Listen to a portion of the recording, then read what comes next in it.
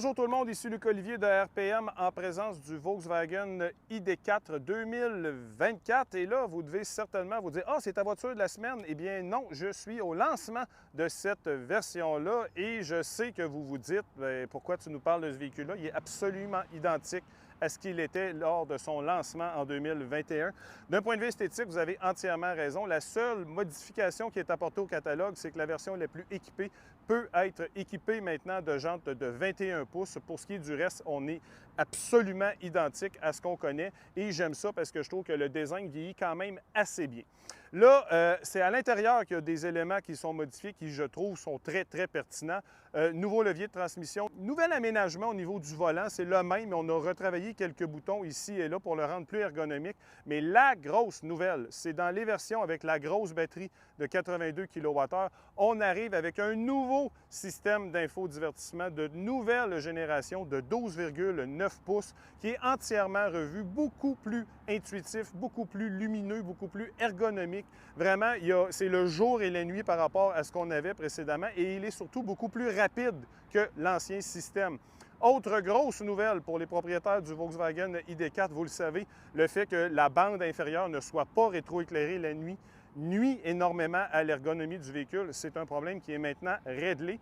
Le seul bémol, c'est que c'est seulement les versions avec la grosse batterie qui en jouissent. Les versions de base avec la batterie de 62 kWh sont encore pris avec l'ancien système. Pour ce qui est du reste, l'aménagement de la cabine, vraiment, c'est très confortable. Les sièges offrent un bon support, bonne visibilité aussi, beaucoup d'espace de rangement, bon dégagement à l'arrière pour les occupants. Même chose au niveau du coffre. Donc, à ce chapitre-là, c'est un véhicule qui confirme sa vocation familiale.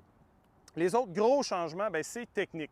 Pour ce qui est de la version de base, avec la batterie de 62 kWh, il n'y a aucun changement technique. On conserve le moteur arrière de 201 chevaux, ce qui fait que c'est une propulsion. Mais si vous optez pour la grosse batterie à 82 kWh, là, vous avez un nouveau moteur beaucoup plus puissant. On est maintenant à 282 chevaux. Donc, vraiment, beaucoup plus de punch que précédemment et cette version-là annonce une autonomie de 468 km. La version que j'avais à l'essai est le rouage intégral, donc il y a également un petit moteur électrique à l'avant, ce qui fait que la puissance culmine à 335 chevaux et 402 livres-pieds de couple. Avec cet aménagement-là, on a techniquement une autonomie annoncée par le constructeur de 423 km. Durant l'essai dans les collines californiennes, j'ai eu une moyenne de 17,7 kWh au 100 km, ce qui est quand même très, très bon, considérant que c'est un VUS assez puissant et surtout avec un rouage intégral.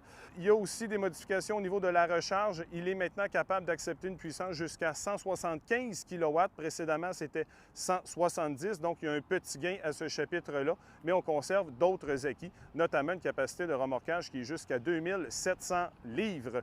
Est-ce qu'on vous recommande le Volkswagen ID4 2024? Pas tout de suite. C'est un modèle qu'on va conserver en observation, considérant le fait qu'on a une nouvelle motorisation.